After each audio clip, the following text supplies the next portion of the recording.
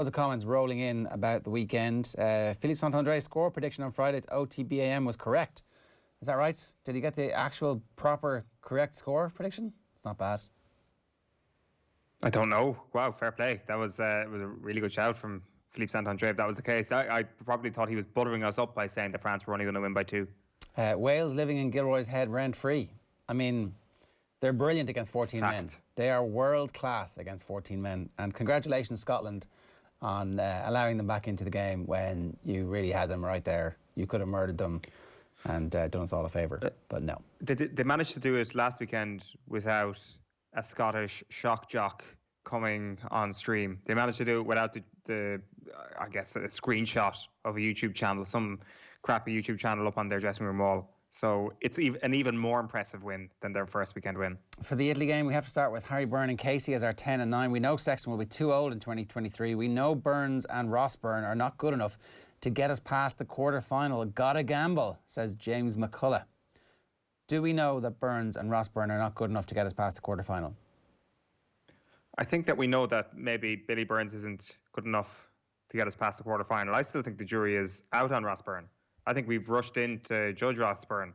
Like, he's just not your exciting type of out-half that maybe your Carberry or your Harry Byrne is, or even your Kieran Frawley. Like, I mean, Kieran Frawley playing at 12 has actually helped his stock to rise this season, and he's older than them. He is older than them, and that old guys are not cool. And Ross Byrne is old compared to his brother.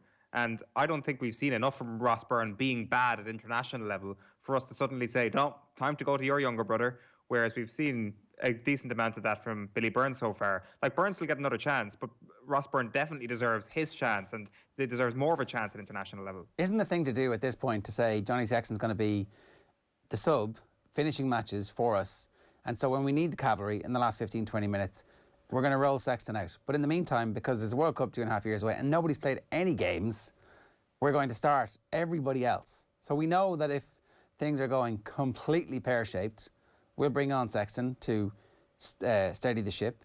And when he comes on, he'll be captain. Who cares? We can do that. Like, what is that not our way out of this? So everybody else gets to start knowing that actually, if things aren't going well, we have an insurance policy. But it's almost knowingly opting for less of a chance, a significant less of a chance of actually winning games in Six Nations. And Why? That's what it comes down to. How is it though? How is it? Because Sexton is clearly our best 10 at the moment. But hang on a second, right? So Sexton goes off and we're replacing him with Billy Burns. So Billy Burns is the one who has the ball, who feels the weight in his hands in the last minute against Wales. What if the situation was reversed? We wouldn't have been hammered. The game wouldn't have been over. We're still in those games. Like, the step off isn't, it's not me playing. It's like a full-time professional who has done his 10,000 hours, who can, run things. But actually, if they just had been a bit braver at the start and gone, look, we actually think, Johnny, this is the best way to get you to the World Cup. And you know what? If you are our Form 10, when the World Cup comes around, we'll start you because we have no choice. But in the meantime, we've got to give ourselves an opportunity to prepare for that. So Billy Burns starts the game against Wales, goes off after 50 minutes. Sexton comes on, finds the corner. The line-out maul works. We tap down. We win the game. Who argues with that? No one, because you've invented a really positive scenario there. There you go. Of course, no one argues with your fake scenario that you've created there that doesn't exist in reality. Of course, nobody would complain about that. My point is not necessarily that we should be starting Sexton because he presents a much better chance of winning games.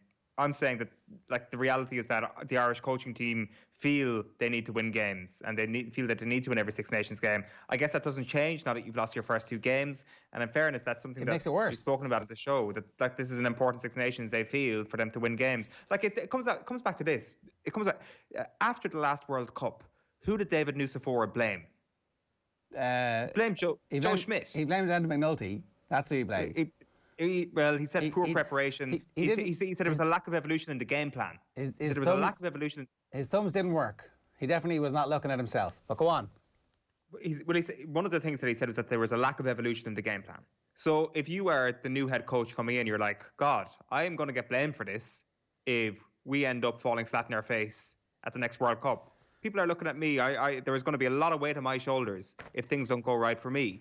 So that just adds to the pressure on the head coach to actually try and get over the line in these games, to field the best team. It doesn't matter how similar that team against Wales looks to the team that got smashed by the All Blacks in 19. It doesn't matter how similar that looks. I still believe that that is the best team that I have to put out for Ireland at the moment, rather than worrying about next week or next month or next year. And that is the reason why it feels that we're in this frozen spot where things aren't progressing as much as we might like. It feels like Groundhog Day, it absolutely does. Seeing a lot of development in the team, says Alan O'Neill, and how they approach the game. It takes time. Defensive issues seem systemic, though.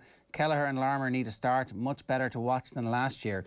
I would definitely agree with stuff takes time. Like, if you look back at the evolution of any of the great teams in any sport ever, none of them were fully born when a manager came in and straight away everything was fixed. And particularly if they are trying to implement a new attacking system and a new defensive system that, you know, where it's impossible to judge those made-up games and that made-up competition last November. These matches are the ones that really matter, and this is really magnifying the issues that they have, but it's also progressing things quickly to allow them to make some informed decisions. So I'm going to give them until the end of this competition to really make mind up on that one. The effort was there with no spark, says Gary Malby. We have a lot of good players, but I do wonder if the province's coaching is destroying X-factor skills. I mean, I don't know. You would certainly say that Leinster look like they're pretty good when things are going well for them. Shouldn't start Casey and Harry Byrne together, both on debut. Casey with Sexton and Harry Byrne to come off the bench with Murray, says Kieran Lennon. I definitely think that, like, giving players the opportunity, like if the Italy game is just going to be a massive injection of new players and the performance is a bit rubbish, very hard to judge how well somebody does when they're not actually playing with seasoned colleagues. So I would like to see some changes, but not the wholesale changes that everybody's talking about, because what's the point in that? It's just a complete, you're wasting the game there. Anyway, look, it is 9:01, time for the pressure rankings.